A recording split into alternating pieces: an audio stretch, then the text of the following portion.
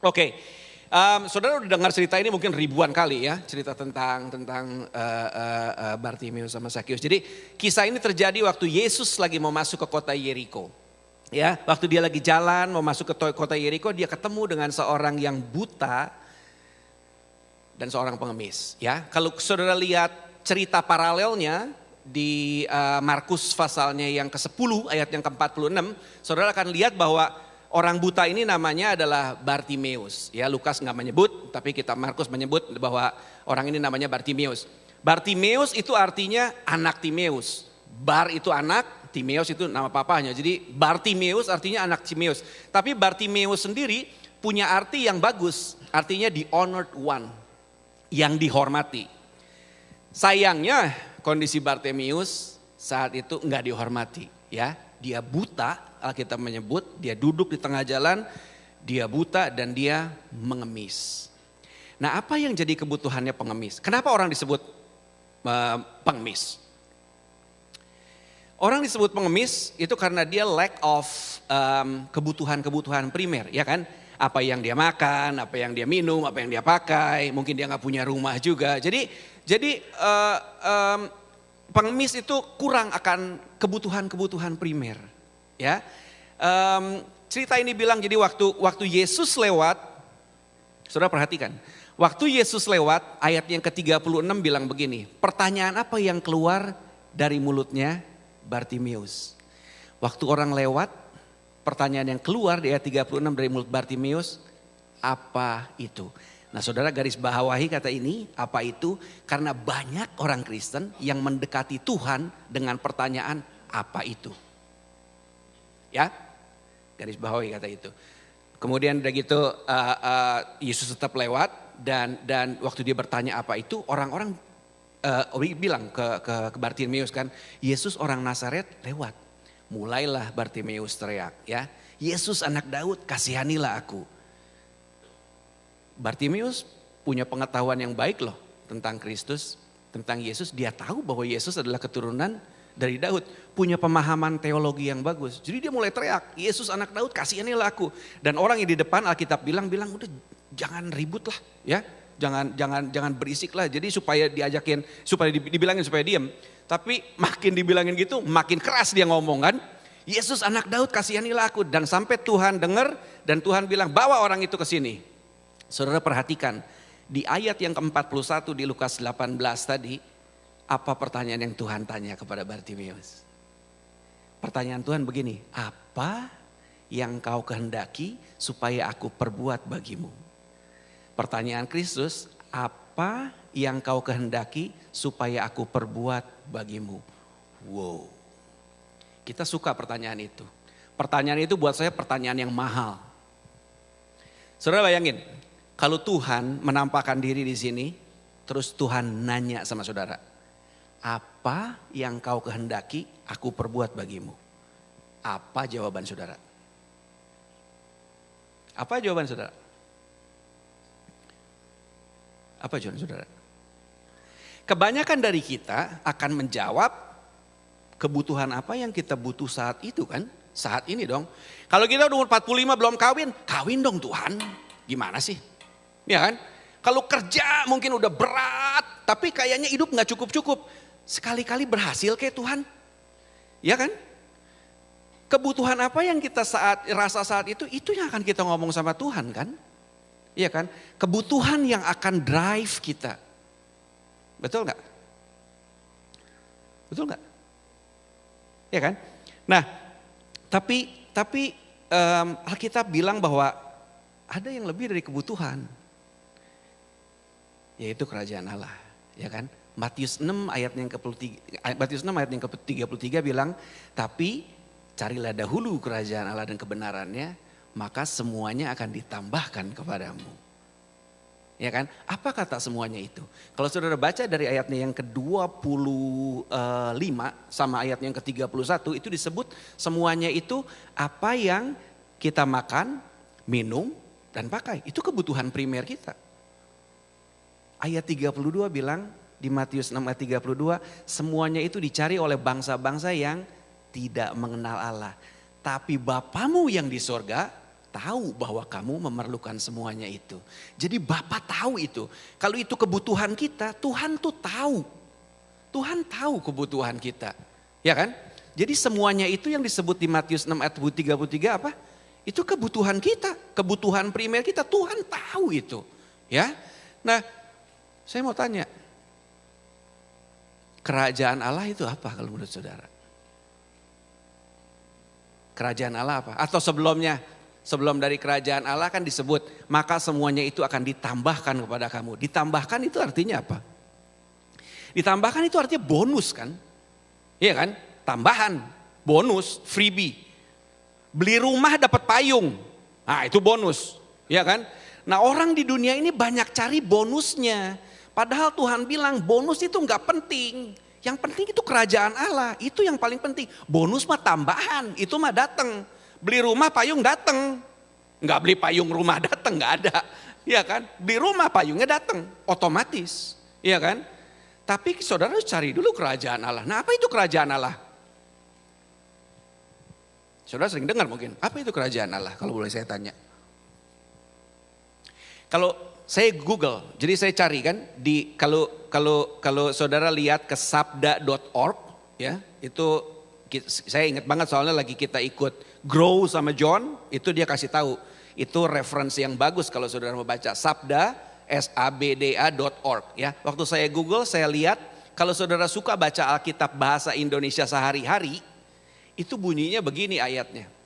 Jadi usahakanlah dahulu supaya Allah memerintah dalam hidupmu dan lakukanlah kehendaknya. Maka semua yang lain akan diberikan Tuhan juga kepadamu. Jadi kata kerajaan Allah itu adalah pemerintahan Allah. Jadi yang penting itu siapa yang memerintah hidup saudara? Saudara hidup dalam kerajaan Allah kalau yang memerintah saudara adalah Allah. Dan kalau yang memerintah hidup saudara adalah Allah, yang lain tuh datang. Kebutuhan tuh Tuhan cukupin, Bapak tahu itu. Iya kan? Nah karena kebanyakan dari kita di drive sama kebutuhan kita, maka upaya terbesar gereja di akhir-akhir ini adalah menjawab kebutuhan saudara. Khotbah-khotbah kita isinya tentang pemenuhan kebutuhan, bukannya pengenalan akan Kristus. Padahal yang Tuhan mau, kenal dulu Kristusnya, kenal dulu pemerintahan Kristus, biar pemerintahan itu ada dalam hidup kita. Yang lain kebutuhan bakalan ngikut. Ya kan? Nah itu prinsip.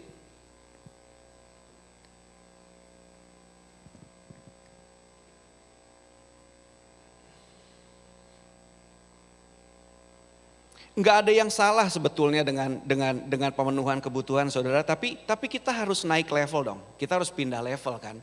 Ya, kita harus cari dulu kerajaan Allah di dalam kehidupan kita supaya kita cari pribadi Kristusnya dulu dalam kehidupan kita, bukan cari pemenuhan kebutuhannya dulu supaya hidup ini jadi berarti. Sayang sekali karena akhir-akhir ini gereja cuma feeding kebutuhan dan bukan memperkenalkan pribadi Kristus. Ya, makanya muncul Kristen beras yang saya bilang, ya. Orang datang kenal, mau datang ke gereja, mau kenal Tuhan, cuman karena diiming-imingi janji berkat, diiming-imingi kebutuhan, diiming-imingi kekayaan, diiming-imingi hidup yang sehat, let's say, ya kan. Semua itu kebutuhan, semua itu akan ikut kita kalau emang kita punya pemerintahan Kristus dalam hidup kita, ya. Jadi jangan sampai orientasi kita atau fokus kita berubah. Jangan sampai kita cari bonusnya. Yang penting tuh cari pemerintahan Kristusnya di dalam hidup kita. Siapa yang memerintah hidup kita itu yang paling penting. Ya, nah, saudara mau tahu apa bedanya antara Bartimeus sama Sakeus? Nanti setelah Timothy nyanyi beberapa lagu saya akan share. Apa bedanya antara Bartimeus sama Sakeus. Tapi saudara perlu tahu bahwa kalau saudara kelamaan punya mentality pengemis, ya kan? Kalau saudara kerjanya cuman orientasi saudara cuma kebutuhan, orientasi saudara cuma mengambil waktu datang ke gereja, pengemis kan cuman ngambil, cuman nerima doang. Ya kan? Lama-lama saudara punya mentality pengemis, itu bahaya loh. Mentality pengemis. Saya pernah kayak begitu dan mungkin sering juga masih juga ada kebiasaan-kebiasaan seperti itu. Saya dulu pernah ngurusin musik di Bogor, ya kan? Nah, tiap tahun itu kita biasa budgetin ada alat-alat yang kita mau beli, ada alat-alat yang kita harus refresh, kita harus perbaiki. Nah, itu biasanya kita ke Jakarta, kita pergi ke either ke Mangga 2, ke Glodok atau ke Harmoni. Jadi di daerah Sunter atau daerah-daerah situ ada beberapa importir yang memang buat sound system ya. Jadi kita selalu datang ke situ. Ada beberapa tempat yang kita selalu datengin. Nah, cara kita nawar tuh udah kayak pengemis kalau menurut saya. Ya kan? Saudara ketahui, mungkin saudara tahu. Kita kan kalau nawar biasanya gitu. Ini kan buat gereja kok. Kasih murah dong. Iya kan? Kita nggak sadar loh. Saya nggak sadar sampai mungkin beberapa tahun belakangan aja nih terakhir ini. Saya baru iya ya, ternyata gue punya mentalitas pengemis dari dulu. Kita datang begitu loh, saudara bayangin. Kalau saudara jadi si engkau yang jualan alat-alat sound system tadi, apa yang ada di pikiran saudara coba? Miskin amat Tuhannya lo. Iya kan, beli alat aja nggak mampu, kudu ngemis gitu minta dimurahin. Kalau saya jadi si engkau yang jualan alat elektronik tadi, mungkin saya nggak mau kenal Tuhan kali. Miskin amat gue ikut Tuhan kayak gitu, iya kan? Nah kita tuh punya kebiasaan kayak gitu tuh. Jangan, bukannya artinya kita jadi sembarangan pakai duit, bukan. Tapi jangan pakai Tuhan buat yang apa Tuhan nggak sanggup sih bayar full price? Sanggup kan Tuhan, iya kan? Jangan punya mentality kayak gitu. Saya juga gitu dulu di Bogor tuh kalau saya suka makan durian. Jadi kalau saudara makasih saya durian, saya happy to receive, ya kan? Saya suka durian. Nah malam-malam kalau berangkat, malam tuh jualan durian biasanya toko udah tutup, jualan durian di pinggir jalan depan toko kan. Itu kalau nawar kebangetannya minta ampun kan. Sampai seperak-peraknya tuh sampai, kayaknya udah sampai nggak ada lebihnya buat yang dagang gitu tuh nggak. Padahal kan kalau kita bayar dia dengan harga yang pantas pun kita nggak jadi miskin anyway kan. Tapi itu tuh mentality kayak gitu tuh kita punya itu. Ya kan? Nah jangan sampai kayak gitu. Kalau saudara kelamaan orientasi kebutuhan terus bisa jadi begitu loh. Karena saya grew up nggak berkecukupan. Jadi itu tuh ikut saya lama banget. Ya saya punya mentality kayak gitu, ke bawah sampai ke pelayanan kayak begitu segala rupa tanpa sadar itu keluar loh. Jangan ya, jangan saudara pegang itu gitu. Ingat bahwa tahun depan kita akan belajar loh. Jadi anak, ya kan, jadi sons and daughters of God. Kita akan jadi anak-anaknya Tuhan. Anak-anaknya Tuhan gak perlu khawatir sama begituan. Iya dong, kita anaknya Bapa di sorga. Yang namanya anak kan makan sehidangan sama bapaknya. Iya dong, dia gak makan di dapur. Yang makan di dapur pembantu. Iya dong, nah kita jago biasanya makan di dapur. Jadi pembantu, kita gak jago jadi anak. Nah tahun depan kita akan belajar gimana caranya kita jadi anak. Pengemis tuh perlu kayak begitu. Dia perlu earn something. Dia perlu usaha berat supaya dia bisa makan. Tapi anak Tuhan, no. Dia anak. Warisannya udah otomatis jatuh ke dia. Itu semua udah ikut dia. Dia gak usah earn lagi. Udah ngikutin. Kalau dia punya hubungan yang benar dengan bapaknya. Kalau dia punya hubungan yang betul dengan Tuhannya. Kalau dia nurutin orang tuanya. Iya kan? Nah saudara kita akan belajar. Tahun depan seperti itu ya. Nah sekali lagi saya akan bahas tentang Sakeus setelah ini. Setelah mungkin Timothy nyanyi beberapa lagu. Arti Sakeus, nama Sakeus bagus. Artinya pure, artinya murni dia. Nah Alkitab menyebut bahwa Sakeus adalah seorang yang kaya ya. Ternyata orang kaya juga punya kebutuhan kan. Ya kan. Tapi kebutuhannya memang lain sama orang yang miskin. Nah Sakeus dibilang orang kaya dan dia pemungut cukai.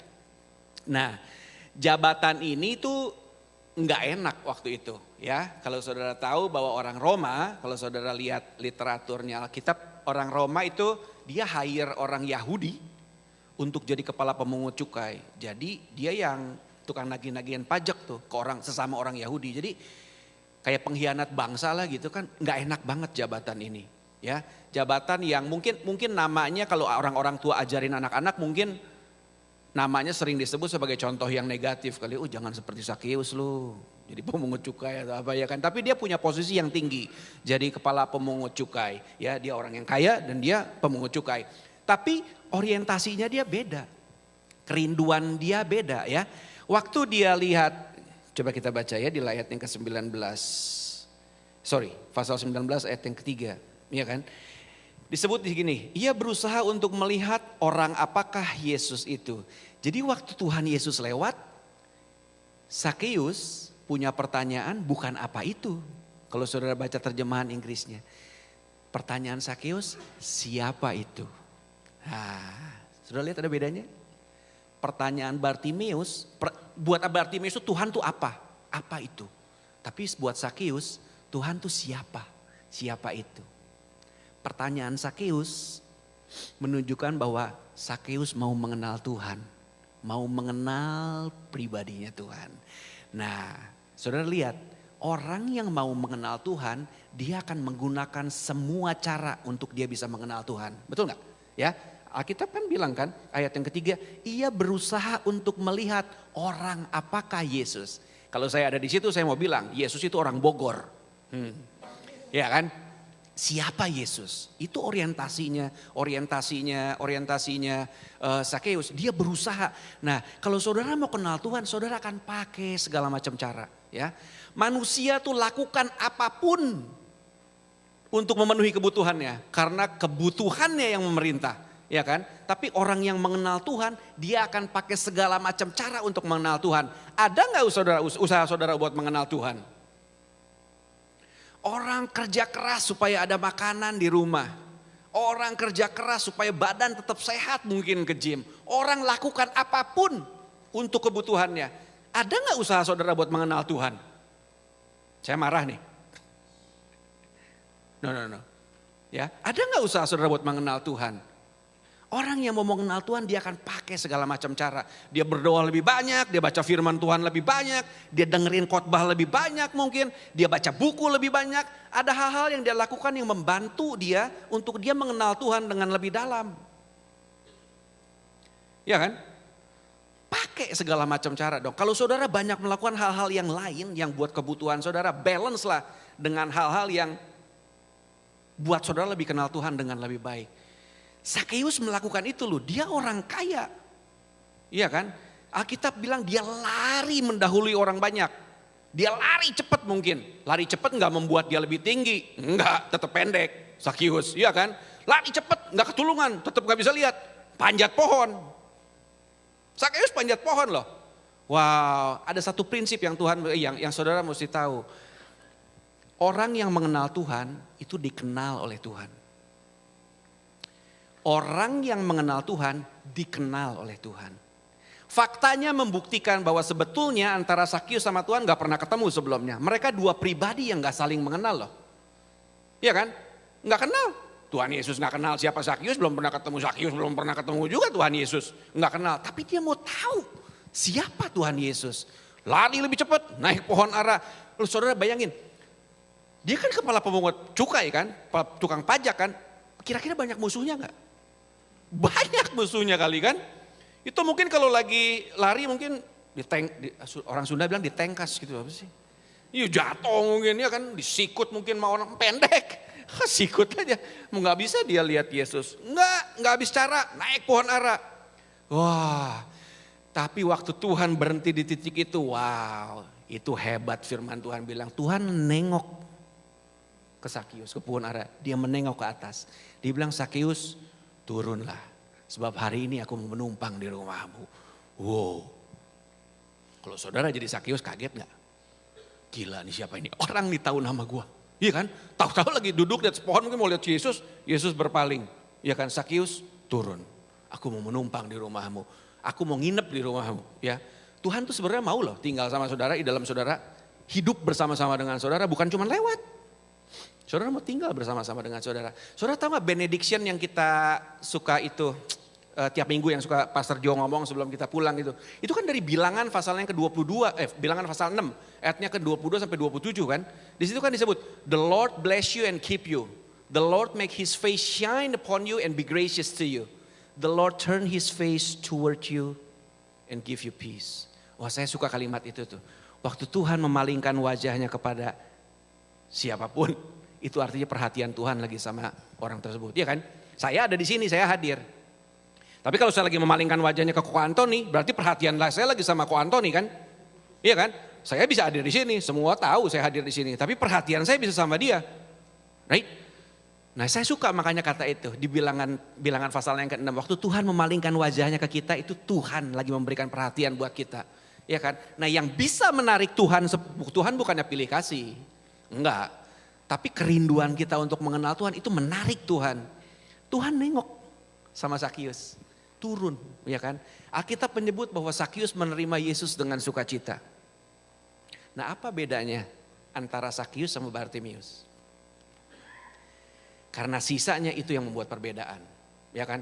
Alkitab nggak bilang loh bahwa Tuhan Yesus khotbah. Alkitab nggak bilang Tunggul kunci G. Nyanyi 3 lagu cepat, 1 lagu lambat, altar call, Sakius bertobat. Nggak ngomong gitu Tuhan Yesus. Ya kan? Tuhan Yesus mungkin cuma makan sama minum sama Sakius. Sementara orang di luar bersungut-sungut. Gila ngapain Tuhan Yesus tinggal sama orang berdosa. Mereka masih hidup dalam hukum Taurat loh. Dan mereka nggak boleh bergaul sama orang berdosa kan. Tapi kerinduan Sakius itu menarik perhatian Tuhan. Pertanyaan Sakius itu penting, siapa Tuhan? Ya kan? Setelah itu Sakius berdiri. Sakius bilang, Tuhan, setengah dari milikku akan kuberikan buat orang miskin.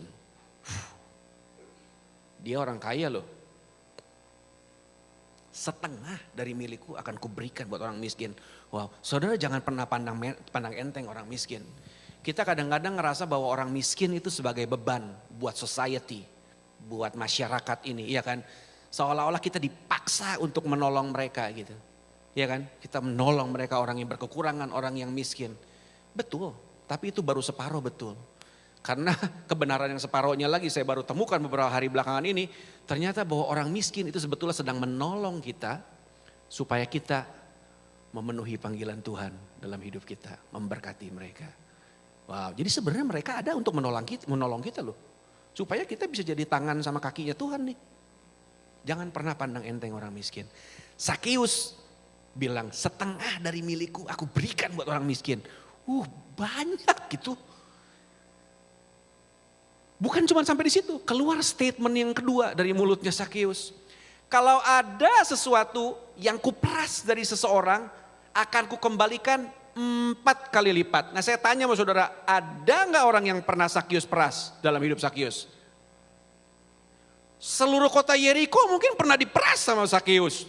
Orang dia tukang pajak, lintah darat kelas 1 mungkin. Iya kan? Diperas mungkin semua orang. Sakius bilang apa statement yang kedua? Kalau ada sesuatu yang kuperas dari seseorang, akan kukembalikan 4 kali lipat. Jadi miskin dong Sakius. Ikut Tuhan. Hah? Enggak. Saya ketemu kebenaran ini dan itu menempelak saya. Saya sempat argue beberapa kali sama Marley about tentang gimana cara kita memberi atau something. Dia buka satu ayat buat saya langsung bangun kayaknya. Ternyata kekayaan itu bukan bergantung kepada seberapa banyak yang saudara miliki. Kekayaan bergantung dari seberapa banyak yang saudara bisa bagi. Wow, saya begitu dapat itu, iya ya, itu betul ya. Kekayaan gak diukur di seberapa banyak yang Tuhan, yang saudara punya loh. Kekayaan diukur dari seberapa banyak yang saudara bisa bagi sama orang lain. Ada sesuatu yang baik yang keluar dari Sakius, my goodness. Saya pernah bilang kan, di sini kayaknya pernah bilang, bahwa di dalam hidup Kristen kita, kekristenan kita ada 3 perjumpaan, betul? Ada 3 different encounters in our Christianity. Ya, perjumpaan yang pertama perjumpaan dengan kuasa.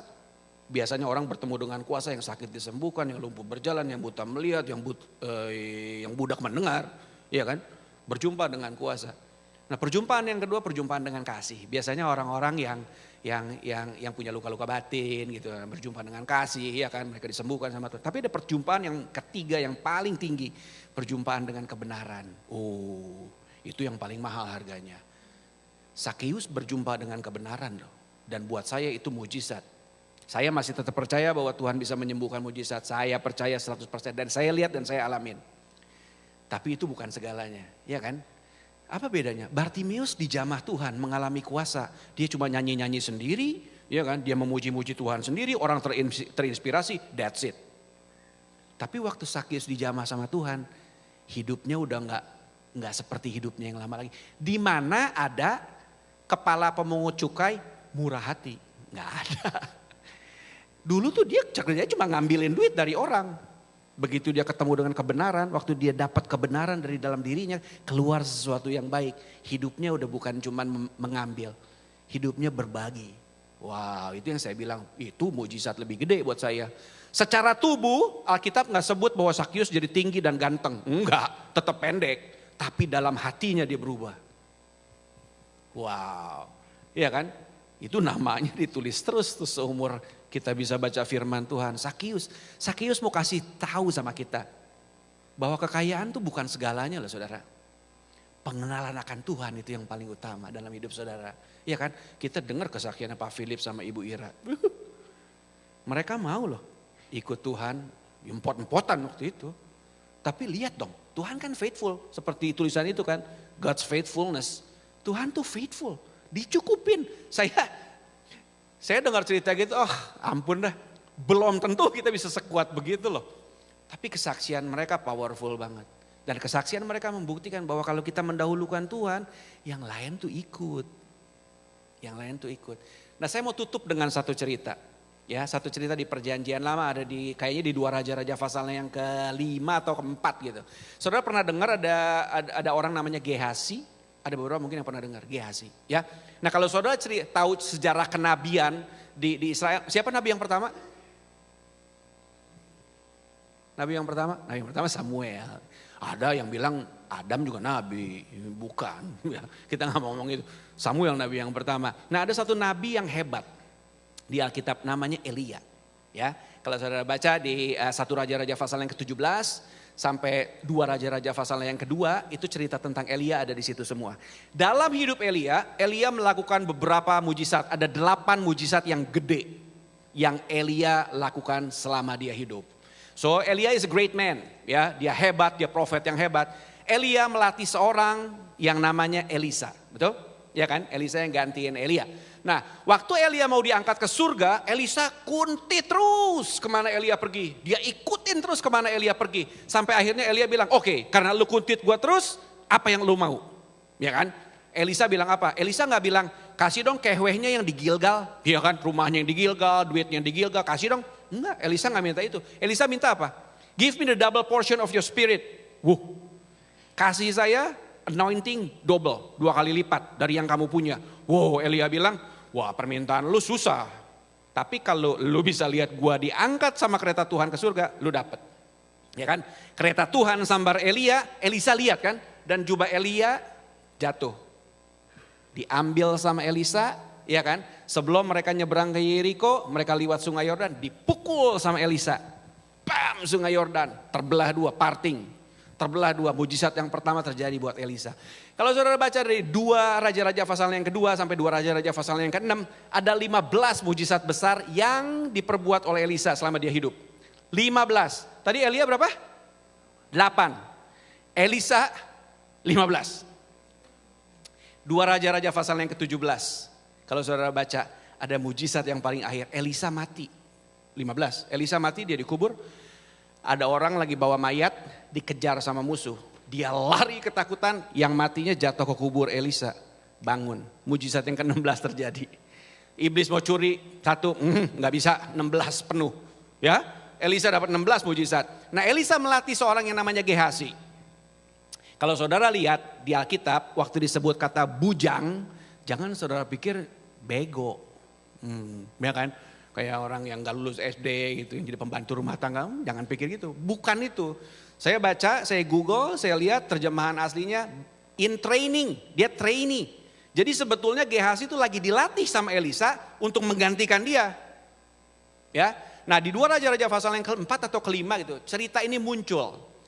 Waktu seorang seorang panglima tentara Aram namanya Naaman sakit kusta. Saudara pernah dengar kan? Ya kan, Naaman sakit kusta. Terus sudah gitu dia panglima hebat, Alkitab sebut dia panglima tentara hebat, jago perang. Dia mau sembuh dan ada bujangnya yang kecil ya, ada pembantu rumah tangganya yang kali ini. Perempuan kecil bilang, ada nabi di Samaria. Namanya Elisa, coba bapak pergi ke sana. Ya, dia bisa sembuhin bapak. Naaman bawa rombongan, bawa emas, banyak bawa kekayaan. Alkitab nyebut loh, ya kan? Banyak kekayaan dia bawa, dia jalan ke Samaria. Jalan sampai depan rumahnya Elisa. Siapa yang nemuin Naaman? Gehasi. Ya, Gehazi keluar, kuculuk gitu keluar. Dia bilang, Pak, sorry.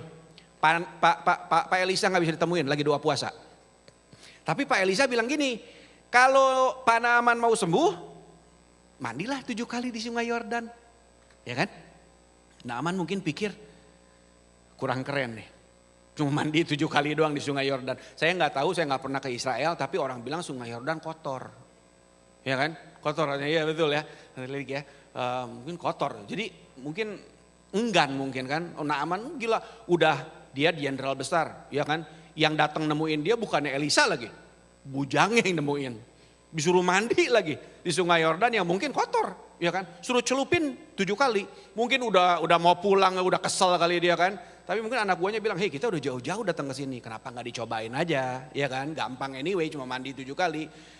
Mungkin ada aman dengan sungkan datang ke sungai Yordan, mulai buka baju, lihat-lihat kali, ada CNN nggak yang shoot, ya kan? Jenderal besar loh, mandi kan? Dia celupin 7 kali. Waktu dia bangun yang ke-7 kali, Alkitab bilang kulitnya seperti kulit bayi. Itu saya heran. Kalau saya ada di situ saya nyemplung 14 kali. Biar saya putih, lebih putih dari ini kering banget, hitam banget. Nggak ada yang nyemplung loh, ya kan? Cuma Naaman yang sembuh. Nah biasa dong kalau orang udah ditolong Tuhan gitu kan, mau berterima kasih kan, ya kan? Jadi dia datang balik lagi, dia bilang, udah baik nih sekarang nih. Bilang sama Pak Elisa, mau apa dia? Saya bawa banyak kekayaan nih, bawa emas, bawa harta. Dia bawa loh, Alkitab bilang kan, berombongan itu bawa kekayaan banyak banget saking dia mau sembuh kan. Gehazi masuk ke dalam, dia tanya sama Elisa, Pak, ditawarin, ya kan? Ada love gift, ya ada love gift. Diambil nggak? No. Elisa bilang, no. Freely we receive, freely we give. Hati-hati dengan karunia saudara. Kalau saudara punya karunia banyak, dikaruniai sama Tuhan kemampuan yang banyak. Jangan pernah jual karunia saudara. North America rusak karena itu. Masih ingat Jeffrey Chandra lagi datang ke sini? Dia konser, dia bilang kan, waktu Injil masuk ke Amerika, Injil jadi corporation. Injil jadi profit organization di North America. Sorry, saya tinggal di Kanada juga. Tapi ya kita harus akui bahwa itulah kita North America. Ya kan, jangan pernah jual karunia saudara. Itu dari Tuhan. Harus dioperate sesuai dengan prinsip kerajaan Allah. Freely you give, freely you receive, freely you give. Ya kan?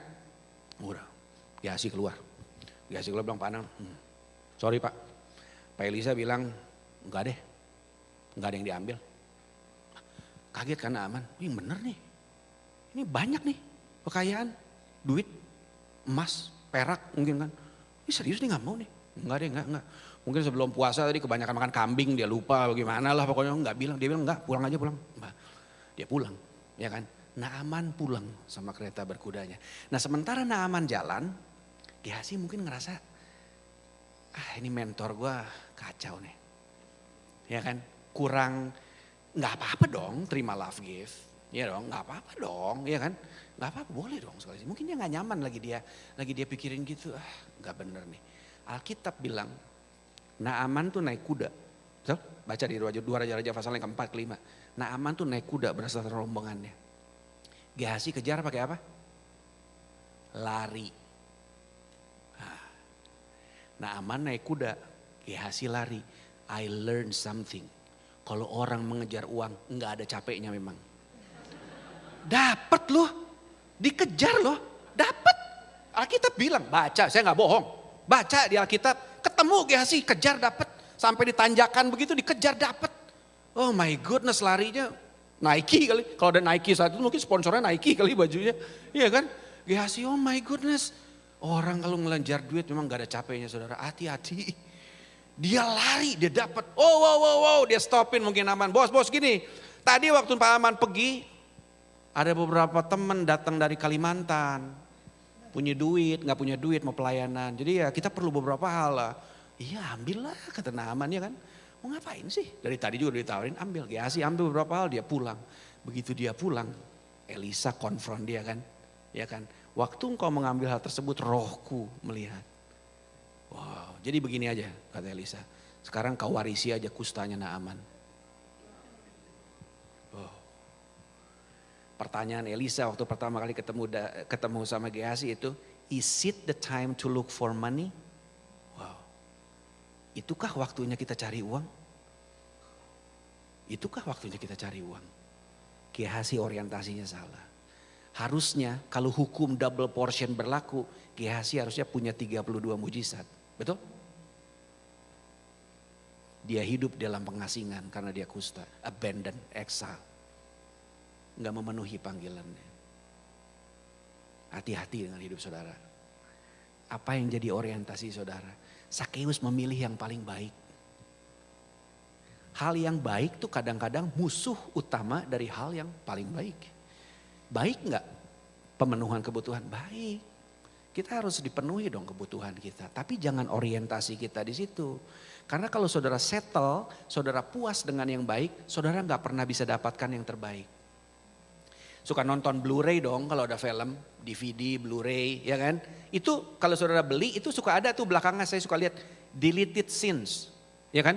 Ada adegan-adegan yang dipotong, yang nggak dimasukin di dalam film. Itu sutradaranya tahu. Kalau dia masukkan hal yang itu, hal yang terbaik nggak bisa muncul. Fokusnya bisa ke hal-hal tersebut, makanya dia potong. Dia nggak masukin di film tuh adegan-adegan yang baiknya. Supaya yang terbaik bisa muncul. Tuhan tahu itu saudara. Saudara harus pilih yang paling baik. Sebenarnya tema khotbah saya hari ini itu harapkan yang terbaik. Cuman saya agak nggak serak. Harapkan tuh kayaknya duduk diem gitu. Saya lebih suka kita pilih dong yang terbaik. Kita cari yang terbaik. Ada usaha aktif dari kita. Kayak Sakeus. Lari. Wah, ya kan ditengkas lah, disikut lah. Naik ke atas. Wah, udah pendek juga biarin naik ke atas. Mau tahu siapa Tuhan. Orientasi kita harusnya pengenalan akan Tuhan. Cari dulu pemerintahan Tuhan dalam hidup kita. Yang lain mah datang. Pilih yang paling baik. Jangan seperti Gehazi juga. Harusnya dia bisa jadi nabi yang paling besar mungkin di dalam perjanjian lama. Dengan 32 mujizat. Ya kan? Sayang. Karena dia pilih apa yang tidak baik. Rencana Tuhan gak nyampe buat dia. Ya, hati-hati dengan hidup saudara. Pilihlah yang paling baik. Cari kerajaan. Saya belajar, saya di sini berdiri di sini juga bukan karena saya udah hebat. No, saya dapat ini dari Tuhan. Ya kan? Seperti Sakeus, ada hal yang baik yang keluar dari dirinya. Waktu kita cari pemerintahan Tuhan dalam hidup kita. Ya kan? Karena yang paling baik kan udah tinggal dalam diri saudara. Kristus sudah tinggal dalam diri saudara. Harusnya ada sesuatu yang baik dong yang keluar dari hidup saudara. Harusnya orientasi saudara bukan cuma minta dan mengambil dong. Seperti Bartimeus. Tapi udah mulai membagi. Seperti Sakeus. Ya kan? Saya selesai. Saya berdoa supaya waktu saudara pulang. Waktu saudara keluar dari ruangan ini, saudara bawa yang baru. Saudara rindu untuk kenal Tuhan dengan lebih jauh lagi, dengan lebih dalam lagi.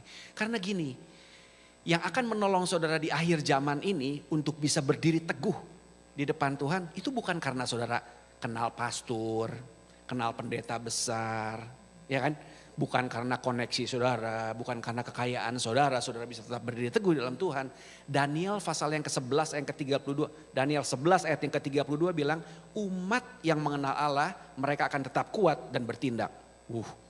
Daniel bilang gitu tuh. Iya kan, waktu dia cerita tentang akhir zaman.